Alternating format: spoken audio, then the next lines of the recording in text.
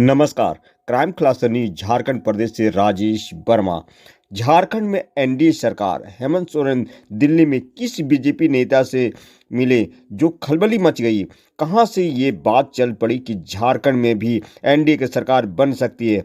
हेमंत सोरेन और बीजेपी को इस साथ से फायदा अधिक है या नुकसान। हेमंत सोरेन और उनकी पत्नी कल्पना सोरेन को इंडियन क्रिकेट टीम के साथ ब्रेकफास्ट करना था रांची के रेडिसन होटल में। इसके सारे इंतजाम कर लिए गए थे, लेकिन तय समय पर ना तो हेमंत पहुंचे ना ही कल्पना। इसके बदले उनके बच्चों ने क्रिकेट खिलाड़ियों के साथ फोटो खिंचवाई। पता चला कि हेमंत और कल्पना तो अचानक दिल्ली निकल गए हैं। बस यहीं से कहानी चल पड़ी कि दिल्ली में बीजेपी के एक बड़े नेता से इन दोनों की मुलाकात हुई और अब झारखंड में भी एनडीए सरकार बन सकती है।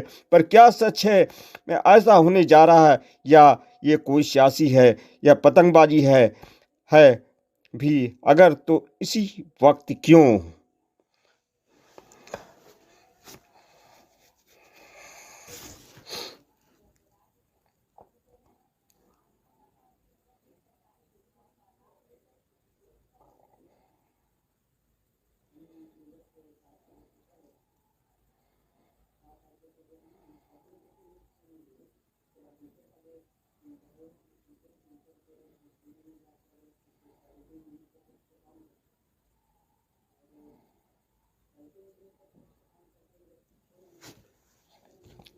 लोग क्या क्या प्रतिक्रिया दे रहे हैं? होती है, लेकिन पार्टी लेवल पर इस पर कोई बात अभी नहीं हुई है। और मुझे भी इस पर संशय लगता है, इसलिए कि जिस समय बहुत कठिन परिस्थितियां थी, ईडी सीबीआई का डर दिखाया जा रहा था, बिना किसी दोष के माननीय मुख्यमंत्री जी को रिजाइन करना पड़ा था हमारे, और वो 5 महीने तक जेल में रहने के बाद सुप्रीम कोर्ट ने कहा कि ईडी के पास कोई सबूत नहीं है उनके खिलाफ।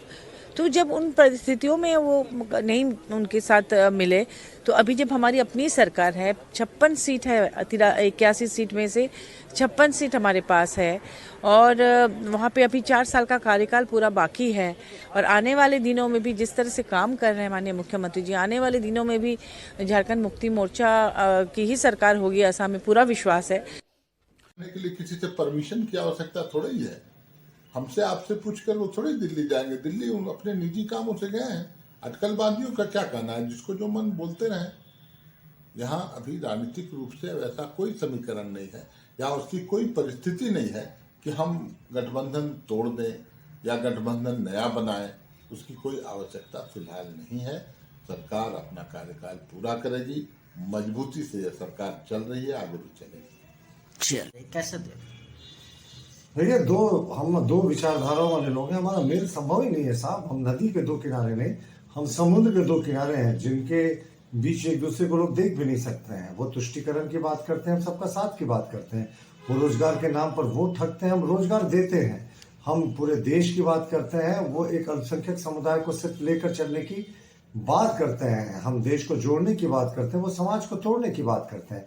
हम स्वच्छ शासन देने की बात करते हैं, उनके यहाँ भ्रष्टाचार ने संस्थागत रूप ले लिया।